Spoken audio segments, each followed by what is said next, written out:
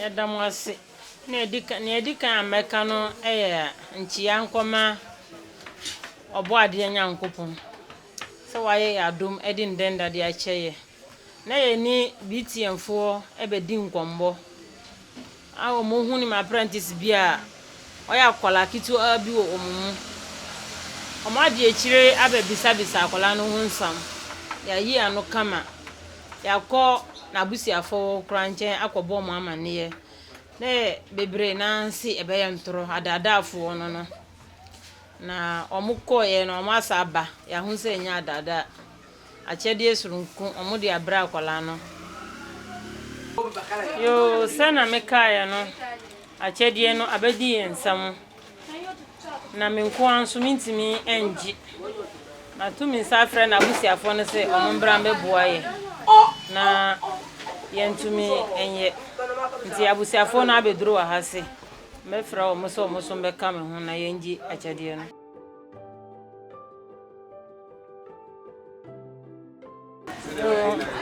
mepa mo cho atiefuo ne ahwefo nyina yeti ano fufuro ya na yetwa abusiafo no nso ni yetwa e de ahye mo nsam esense adwuma na nyom adwuma nti na omo ntimi ntete nti na meti mo.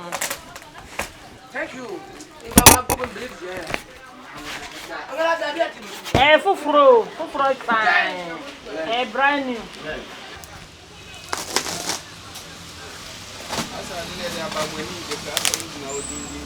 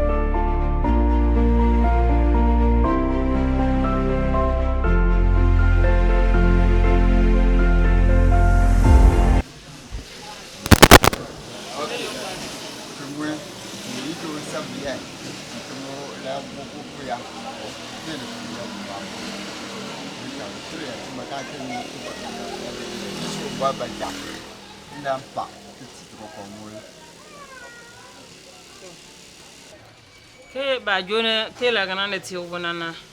bakakpa bangana ile ke jo kbele ke odeda le tolna wo pinka bakanke ungina to ti ba pipito na wa kpa opam ile na agefu na mo no da pam bakake grjo na kpe uga o ko pampa na gorna nti man fo bambi mbwana ngati nyo ngabugo trebenen kabbe jo ke betria ke tir obuya moko mungmai ngale to yani ba mo ne utte won pi ke do ke to omo la do nga ke de pa wole do obuya kla do ngum sika betre tria man la no mbwana pa kinyo ke bi ndo ko mo ego do sani ya nake ijansa naye mbwandi no bake nangmanga nyamna to basa kunti pan nanga nyaya nanga gerko katala ka din jarke mbwandi yo mesume damase se mwatimi ahwe abehunu shop yi a modi sambuwa surunku e de abresa akola yi medamase papa se nyankopon onhyiram onka mo ho Oma bebi ne mudi mu nsa be so mu bia no enya nhira enya mfaso ma mu na se dachi mboa bi saba mene me nkola na mu nsa kai so bebre na eda so wo ho mu nya mboa enya we nko a nti ye ni bebre na ya beka ye se nyankopon onhira mu na onya mukase da mu ase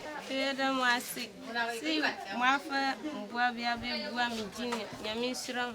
na onka mu na mu nya de sensa So I urge each and everyone who is also facing the same problem as I'm facing, that you should be encouraged by somebody, and always encourage yourself as well, that whenever you need something from someone, if you didn't voice it out, no one will know your problem. So when you voice it out with courage and prayers, and I know God will also answer your prayers as well.